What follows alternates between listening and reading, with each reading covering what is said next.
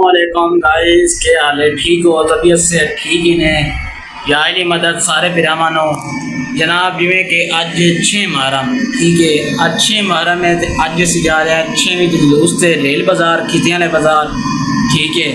तो अज साड़ी सिक्योरिटी भी है, तुम देख रहे हो मेरे गले के कार्ड है रंग।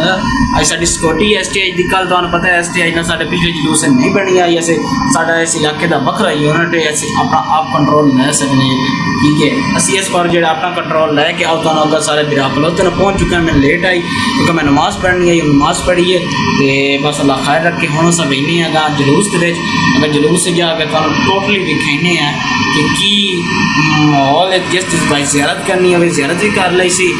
उस तो इलावा की नाम है जेड़े भाई कोई नाम है कोई दुआ मंगाना चाहता है कुछ वो साढ़े जिम्मे ला सकता है, सू कॉमेंट कर सकता है, सू दस सकता है। असी तो कॉमेंट लैके असी दुआ की करवा दे ज़ियारत के कोल, ठीक है। तो असी मौला सिक्योरिटी उत्ते करे वो भी तुम सारे दिखे से। बाकी सारा जितना टोटली तुम जितनी एक्टिविटीज़ है ना टोटली अस ड्रामा ने दिखे से, ठीक हो गया। बाकी मौला सलामत रखे। आओ अगर चलने हैं तो अगर भी कहने हैं, चलो जी अगर चलिए।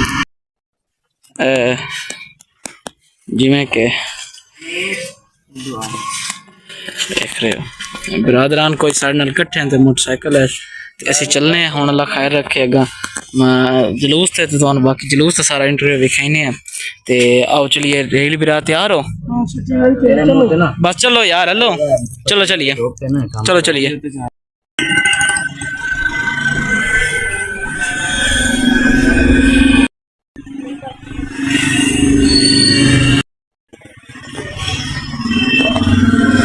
कौन खलोता है? STI खिला रहे हैं। कौन खलोता है? मोटरसाइकिल खिला रहे ना जी। जिमें कि तुम दसिया मैं नमाज पढ़नी आई, मैं लेट हो गई। जलूस तो बरामद हो गया है लेकिन साढ़े कुछ बरादरान जलूस तो अगर खलोते हैं और तुम मिलने हैं। जल्द जलूस की कुछ मातमदारी होती पई वो सुनो तुसी, अगों तुम सारे मिलने हैं।